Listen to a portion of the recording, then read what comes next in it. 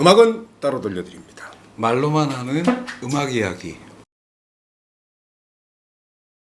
지난 시간에 142번째 꼬꼬무 곡으로 선정했던 곡이 델러니어스 몽크의 라운드 미드나잇. 그래서 이제 그날 녹화를 마치고 집에 와서도 그렇고 PC 안에 있는 파일로 라운드 미드나잇을 듣다가 야, 이 곡이 정말 공기와 같은 곡이구나 그런 걸 느꼈거든요. 그러면서 네이버 켜갖고 검색을 하다 보니까 어떤 블로거가 쓴 말을 제가 좀 적어왔는데 라운드 미드나잇이란 곡에 대해서 비밥의 혁신성과 전통 재즈의 서정성을 완벽하게 조화시켰고 현대 재즈의 방향성을 제시하는 이정표가 되었다. 전통적인 재즈의 화성 진행에서 벗어나 불협화음을 과감하게 사용하고 리듬의 자유로운 해석을 시도했다. 저는 이렇게 한 곡을 표현하는 능력이 없구나라는 걸 좀 느끼면서 일면 알아듣는데 음악 이론적으로는 너무나 문외한인 저는 뭐 화성 진행, 화성이 어떻게 진행되고 코드가 어떻고 이런 그 안의 내용은 모르잖아요. 그러면서 야 이게 참 많이 부족한데도 느끼면서 제가 뭘 아는 듯이 이렇게 설명을 하고 있는 게 좀 웃기기도 하고 그런 생각을 좀 했었는데 아니 지금 그 얘기 들으니까 이렇게 대단한 곡이잖아요. 이렇게 분석해 보면 정말 대단하고 뭐 이러잖아요. 근데 제가 그 재즈를 좋아하면서 초반에 정말 편하게 좋아했던 곡이 라운드 미드나잇이거든요. 그러게요. 정말 부담 없이 그러니까 재즈를 즐길 수 있었어요. 그러니까 재즈가 보면 이렇게 많이 들어서 좀 익숙해져야지 이렇게 들리잖아요. 근데 초반에 아주 그러니까 재즈를 즐기게 해줬던 그런 곡 중에 하나거든. 근데 사실 알고 보니까 이게 정말 그 깊이로도 대단한 곡이던데 이미 몇십 년이 지난 70여 년이 훌쩍 지난 지금에 듣기에는 수많은 뮤지션들이 연주한 그 곡에 대한 해석들이 있고 그 중에 골라서 들으면 되는 우리는 지금 그런 상황에 있는 거죠. 그래서 그런저런 생각을 하다가 델러니어스 몽크라는 뮤지션에 대해서 한번 생각을 해봤는데 처음에는 이해를 거의 못했던 것 같아요. 아니 뭐야 이거 그냥 너무 뚱땅거리고 되게 별로야 그렇게 생각을 했는데 조금씩 듣다 보니까 이 델러니어스 몽크의 매력에 대해서는 나 나름대로 잡히는 게 있구나. 몽크 선생의 맛 같은 거를 좀 느끼고 있구나. 내가 그런 생각을 좀 제가 하게 됐는데 델러니어스 몽크는 그 어떤 재즈 뮤지션에게도 느낄 수 없는 특유의 맛, 그 독특함, 참신함.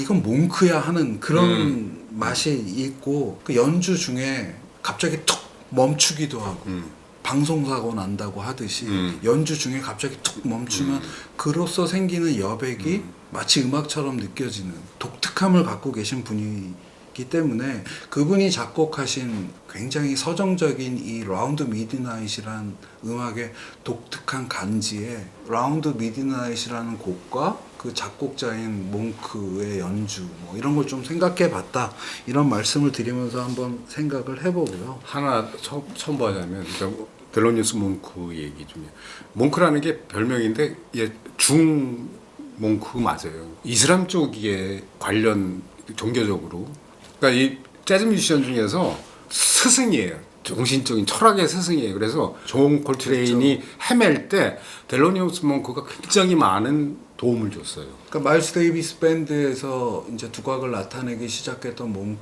존 콜트레인이 57년 초에 마일스 데이비스 밴드에서 잠시 나오게 됐을 때 몇 개월을 델러니어스 몽크와 함께 연주를 하면서 그 전설적인 그 라인업에 참여하면서 몽크로부터 많은 것을 영향을 받았고 선한 사람이더라고 보니까 그게 존 콜트레인이 이제 더 한 단계 업그레이드되는 바탕이 됐다고 하죠. 인간적으로도 그 동년이 후배 뮤지션들을 그렇게 이렇게 가다듬고 이렇게 고양시키고 하여튼 뭐 그런 것 같아요. 좋은 사람인 것 같아요. 그리고 델러니어스 몽크의 진짜 위대함이랄까 이런 거는 그 이후로부터 그가 이제 음악을 본격적으로 시작한 1940년대부터 지금 2025년까지 정말 수많은 뮤지션들이 언제나 꾸준하게 항상 새롭게 그의 음악을 해석하고 그러니까 몽크를 연주를 하고 있다. 지금도 수많은 어떠한 작곡가, 뮤지션도 몽크만큼 많이 해석되고 연주되는 그러한 뮤지션이 없다라고 단언할 수 있을 정도의 뮤지션. 그러면서 이제 라운드 미드나잇을 많이 찾아 듣다가 그 중에 한 곡으로 다음 꼬꼬무를 연결을 해야 되겠다 이런 생각을 했고요. 또 다른 라운드 미드나잇을 선곡을 했는데요. 알토 색소포니스트 리코니츠와 피아니스트 브래드 멜다우, 베이시스트 찰리 헤이든 이 세 분이 연주한 앨범인데요. 1996년도 연주고 97년도에 발매된 앨범인데 Alone Together란 앨범에 있는 라운드 미드나잇으로 한번 연결을 해보겠습니다. 알토 색소포니스트 리코니츠 선생이 1996년에 12월에 연주한 라이브 앨범인데요. 그 당시 이제 69세세요. 또 다른 레전드 베이시스트죠. 96년도 정도 됐으면 이제 60줄에 들어서는 찰리 헤이든과 리코니츠보다는 43살 연하인 젊은 피아니스트, 그 당시 떠오르고 있던 브래드 멜다우라는 피아니스트와 이 세 명이 함께 라이브로 연주한 건데, 그러니까 색소폰, 피아노, 베이스 트리오 연주죠. LA에 위치한 재즈 클럽이라고 하는데 재즈 베이커리란 공연장에서 연주한 공연 실황을 담고 있는 앨범인데요.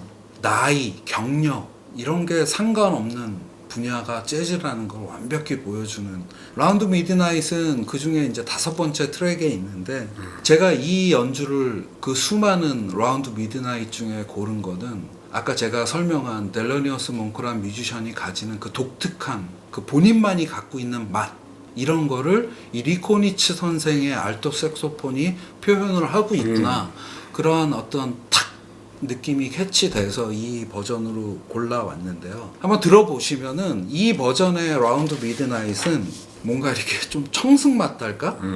뚱하달까? 아주 굉장히 독특한 정서를 갖고 있는데요. 리코니츠 선생의 알토 색소폰은 약간 클라리넷 같은 느낌의 톤을 갖고 있는데, 그러한 독특한 알토 색소폰의 톤과 리코니츠 선생만 해석할 수 있는 본인만의 해석이 딱 이렇게 합쳐지니까는 어느 순간 델로니어스 몽크는 없어지고 라운드 미드나잇이란 곡이 새롭게 들리는 그런 좀 경험을 하게 된달까 하는 게 이 버전의 매력인데요. 델로니어스 몽크가 본인의 음악 생활 동안에 쭉 가졌던 어떤 뚝심 같은 게 또 리코니츠라는 뮤지션이 그 본인의 그 오랜 세월의 경력에서 갖고 있는 그런 뚝심, 이런 게 만나서 라운드 미드나잇이라는 곡으로 두 분이 연결이 되지만 같기도 하고 다르기도 한 그런 매력을 좀 느낄 수 있어서 굉장히 좋은 버전이라는 생각이 들고요. 함께하는 브래드 멜다우와 찰리 헤이든의 연주, 이 세 분이 만들어내는 그 어우러짐, 이런 게 굉장히 좋은데요. 브래드 멜다우는 그 당시 이제 26살의 젊은 영 라이언이었는데 뭔가 이렇게 신세대다우면서도 굉장히 노련해요. 그 어르신들과 연주를 함에 있어서 굉장히 풋풋하면서도 굉장히 세련됨을 얹어주고 있다는 생각이 제가 들으면서 하게 되고요. 찰리 헤이든은 어떻게 생각하면 잘 들리지 않지만 이 세 사람을 한 대로 딱 묶어주는 그런 느낌이 굉장히 강하게 드는, 그 세 악기를 하나로 딱 묶어주고 후반에는 베이스 솔로에서 너무 나서지 않으면서도 굉장히 세련되게 자기 목소리를 내는, 그래서 이 어우러짐을 한번 들어보시면 좋을 것 같다 하는 생각이 들고요. 이 세 분의 조합이, 세 사람의 조합이 그 다음에, 이게 이제 96년 12월 연주라고 그랬잖아요.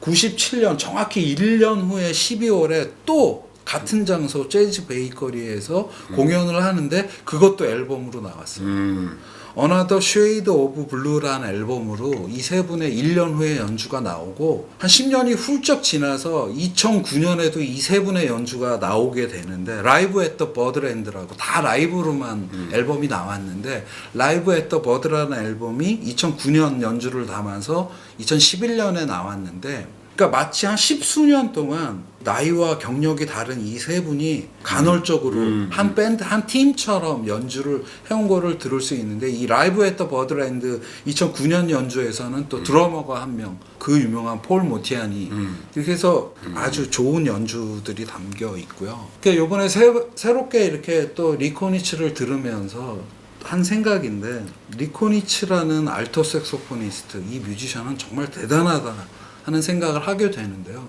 1927년생이세요. 근데 몇 년 전에 돌아가셨죠. 코로나 때.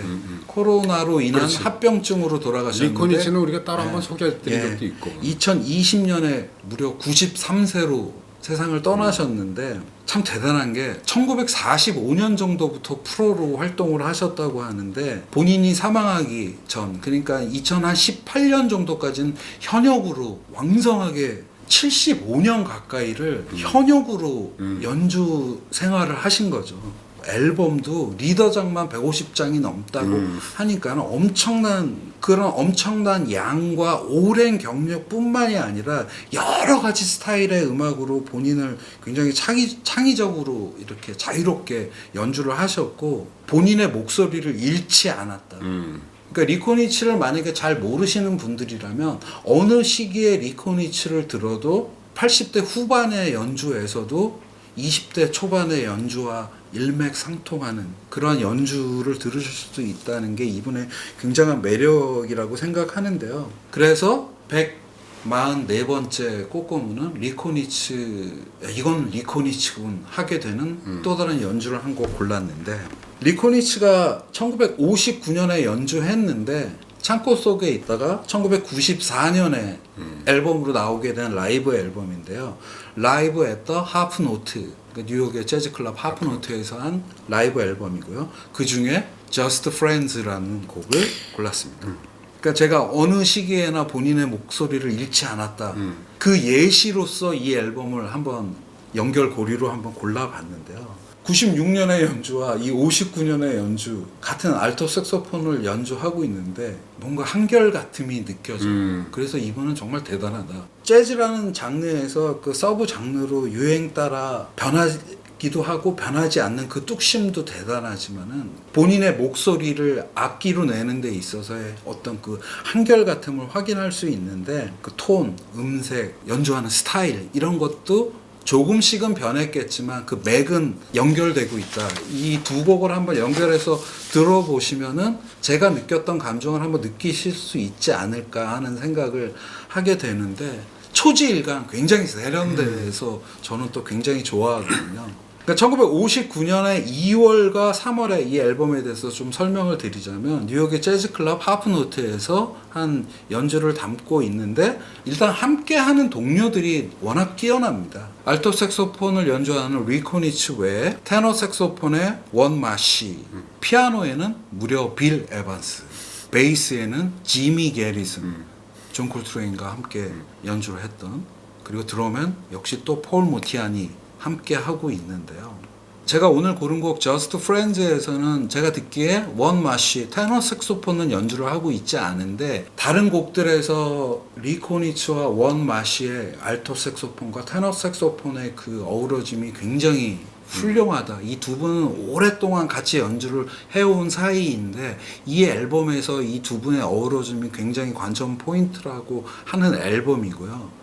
이 두 분 모두 레니 트리스타노라는 레전드 피아니스트의 말하자면 제자들이었죠. 1940년대 쿨 재즈가 그 태동하는 에 있어서 마일스 데이비스가 벌스 오브 더 쿨이라는 앨범으로 이렇게 쿨 재즈를 처음 연주하기 시작했다고 할 때 동시대에 이 레니 트리스타노 사단 빌리 바우어라는 기타리스트도 있고 리코니츠, 원마시 이런 분들이 같이 이제 경력을 시작했을 때부터 이 두 분의 연주가 굉장히 좋은데 이 59년에 이 연주 하프노트에서 하던 이 공연 에도 원래 주인공은 레니 트리스타노였대요. 그러니까 레니 트리스타노라는 선배이자 스승을 모시고 이 리코니츠와 원마시가 공연을 하고 있었는데 레니 트리스타노 선생이 이때도 강의를 하셨나 봐요. 그러니까 강의 때문에 빠지는 날 저녁에 누군가 피아니스트를 초빙을 해야 되는데 그때 데려온 피아니스트가 빌 에반스라는 거죠. 근데 59년에 빌 에반스는 이제 마일스 데이비스와 엄청난 팀워크를 낸 다음에 이제 본인의 본격적인 트리오를 빌 에반스 트리오로 연주를 하고 있을 텐데 그 트리오의 폴 모티안도 이 공연에 참여하고 있고 그래서 그 본인의 리더로서의 이제 화양 연화를 여러 가던 빌 에반스의 연주를 들을 수 있다는, 사이드맨으로서의 빌 에반스를 들을 수 있는, 본인의 리더 앨범에서와는 완전히 다른 톤의 연주를 들을 수 있는 그런 매력이 있는 앨범이다. 이런 말씀을 드려보고요. 지미 게리슨 베이스도 존 콜트레인 쿼텟에 참여하기 이전의 모습 볼 수 있고, 폴 모티안 드럼, 빌 에반스와 함께 하고 있던 그 폴 모티안의 드럼. 이래서 94년도에 이 앨범이 나왔을 때는 아마 굉장히 선물 같은 앨범이 아니었을까 하는 생각도 좀 하게 되고요. 이 Just Friends는 1931년도에 작곡된 곡이더라고요.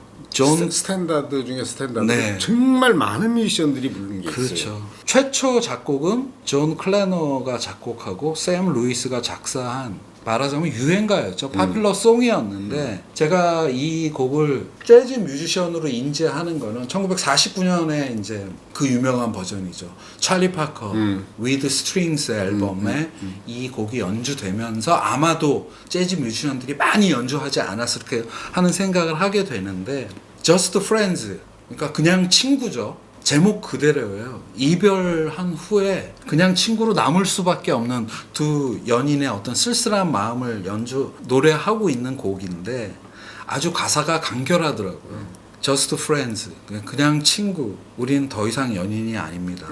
그냥 친구. 더 이상 예전과 같지 않아요.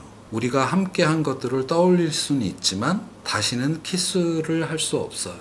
우린 사랑했고 웃었고 울었죠. 하지만 갑자기 사랑이 죽었습니다. 모든 이야기가 끝났고 우린 그냥 친구가 되었습니다. 그래서 이제 이 Just Friends라는 곡은 원래 보컬 곡으로 발표를 됐던 만큼 수많은 보컬 버전도 있죠. 있는데, 리코니츠가 연주하거나 조금 아까 말씀드린 찰리 파커가 연주한 이 연주곡 버전들은 좀 빠른 템포로 각색을 해서 한 버전들도 있는데, 보컬 버전들은 보면 원곡에 가진 그 굉장히 느린 템포 발라드처럼 연주를 하고 있는데, 다음 꼬꼬무는 그 보컬들 버전 중에 또 제가 가장 기본이라고 생각하는 버전으로 연결을 한번 할 것을 예고 드리면서 오늘 꼬꼬무는 여기서 마치겠습니다. 네.